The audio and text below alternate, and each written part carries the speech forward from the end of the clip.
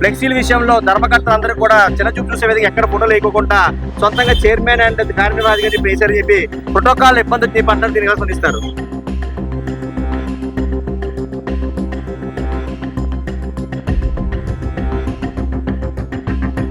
కాకినాడ జిల్లా కాకినాడ పట్టణం స్థానిక ప్రముఖ పుణ్యక్షేత్రం జమ్మి చెట్టు ఏదైతే ఉందో ఎస్ఆర్కే సెంటర్ జమ్మి చెట్టు కనకదుర్గమ్మ వారి ఆలయం ఉండడం జరిగింది. మీరు ఈరోజు ఆషాఢము ఆ శుక్రవారంలో భాగంగా అమ్మవారు శాకాంబరి రూపంలో దర్శనం ఇచ్చారు. ఇక్కడ మీరు విజువల్స్ పైన చూస్తున్నారు. ఇక్కడ వార్డ్ ఇన్ఛార్జ్ అదే విధంగా ఎగ్జిక్యూటివ్ ఆఫీసర్లు అందరూ కూడా ఇక్కడ ఉండి భక్తులకి ఎటువంటి ఇబ్బంది లేకుండా ప్రశాంతంగా దర్శనమే ఏర్పాటు చేస్తున్నారు. బట్ ఇక్కడ అన్ని జరిగినప్పటికీ ఈ ఆలయంలో ప్రోటోకాల్ కొంచెం ఇబ్బంది వచ్చింది చెప్పి ఆరోపణలు అయితే వస్తున్నాయి. దానిపైన మాట్లాడడానికి మనతో పాటు ఆలయ ఎగ్జిక్యూటివ్ ఆఫీసర్ వారితో మాట్లాడే ప్రదేశం చెప్పండి సార్, చాలా అద్భుతంగా అలంకరించారని చెప్పి భక్తులు చెప్తున్నారు. 7 times మాట్లాడారు. బట్ ఏంటంటే ఫ్లెక్సీల విషయంలో ధర్మకర్తలందరూ కూడా చిన్నచూపు చూసే విధంగా ఎక్కడ ఫోటోలు వేయకుండా సొంతంగా చైర్మన్ అండ్ కార్యనిర్వాహకులు వేశారని చెప్పి ప్రోటోకాల్ ఇబ్బంది చెప్పి అంటారు. దీన్ని ఎలా స్పందిస్తారు? శ్రీమాత్రే నమః.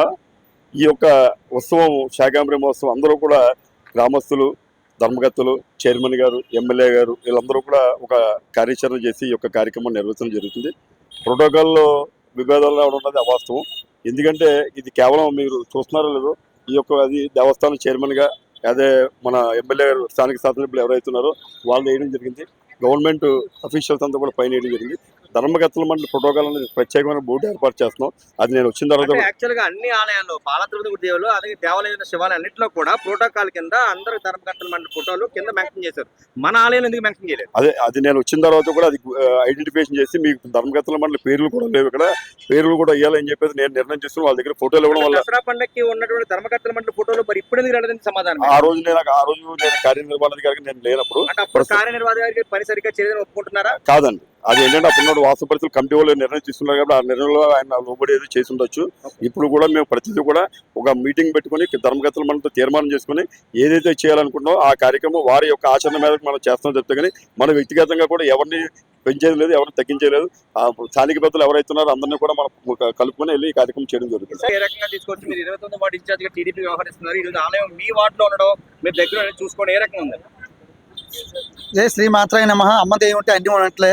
శ్రీ 29వ డివిజన్లో ఉన్నటువంటి శ్రీ శ్రీ శ్రీ కనకదుర్గమ్మ వారి ఆలయం నందు ఈరోజు శాకాంబరి అవతారం వేయడం జరిగింది.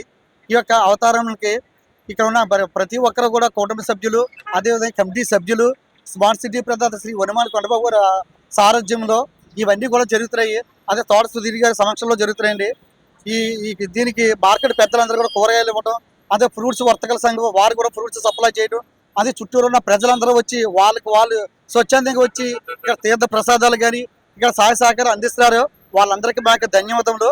అదే విధంగా ఈ అమ్మవారు దర్శించుకొని అమ్మవారి కృపకి పాత్రలు అగుదురని కోరుకుంటున్నాము. చాలా స్పష్టంగా చెప్పడం జరిగింది. ఏదైతే ఈవో చాలా స్పష్టంగా నేను ఇన్ఛార్జ్ వచ్చిన తర్వాత ఎటువంటి తప్పుదాలు లేకుండా పర్ఫెక్ట్ గా నా విధి నిర్వహిస్తాను చెప్పడం జరుగుతుంది. ఎటువంటి ప్రోటోకాల్ ఇబ్బందులు రాకోకుండా గతంలో జరిగింది నేను లేను కాబట్టి నాకు తెలియదు. బట్ ఇక్కడ నుంచి మాత్రం అన్ని కూడా క్షుణ్ణంగా ప్రభుత్వంతో పరిశీలించి ఎటువంటి ప్రోటోకాల్ ఇబ్బంది లేకుండా చేస్తా అని చెప్పి 7 times చెప్పడం జరిగింది. ఇది కూడా పరిస్థితి. కెమెరా పర్సన్ వీరబాబుతో సాగర్, 7 Times న్యూస్, కాకినాడ నుంచి.